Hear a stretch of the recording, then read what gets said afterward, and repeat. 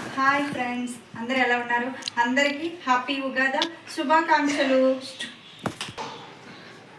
చూడండి ఫ్రెండ్స్, నేను ఈరోజు గుమ్మం దగ్గర ఇలా పూజ చేసుకున్నాను. ఇలా తోరణం కూడా కట్టుకున్నాను.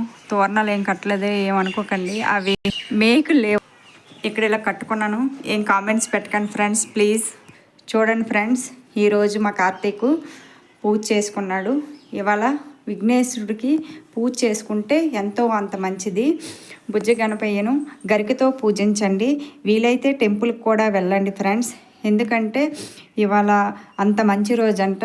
విఘ్నాలు ఏటి లేకుండా చూస్తాడు. బుజ్జ గణపయ్యని పూజించుకోండి ఫ్రెండ్స్. నేను ఇంట్లో చూడండి గరికతో పూజ చేసుకున్నాను ఇట్ట గణపయ్యని. ఇక ఇక్కడ చిన్న గణపయ్య ఉన్నా చూడండి ఫ్రెండ్స్. ఈరోజు నేను ఇలాగే పూజ చేసుకున్నాను. ప్రసాదం అయితే లేదు ఫ్రెండ్స్, నార్మల్గానే టెంకాయ కొట్టుకొని ఫ్రూట్ పెట్టి గణపయ్యకి బెల్లం పెట్టాను. మేము ఉన్న కోట దగ్గర మాకు మామిడికాయలు అవి ఏం దొరకలేదు, ఏ పువ్వు కూడా దొరకలేదు. ఇక్కడ మే జూన్లో మామిడికాయలు దొరుకుతాయి ఫ్రెండ్స్. అందుకనే మేము ఇవాళ ఉగాది పచ్చడి చేసుకోలేకపోయాము, నార్మల్గానే చేసుకున్నాము. ఈ సంవత్సరానికి ఇంతే ఫ్రెండ్స్.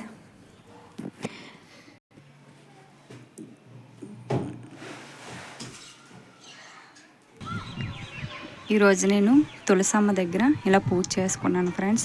దీపం నిండుకుంది. ఇక్కడిగో చిన్న చిన్న మొక్కలు వస్తున్నాయి. తులసమ్మ ఇది నిద్రించింది. ఇక్కడ ఇంకో మొక్క కూడా ఉన్నది చూడండి ఫ్రెండ్స్. ఇది పెద్దది.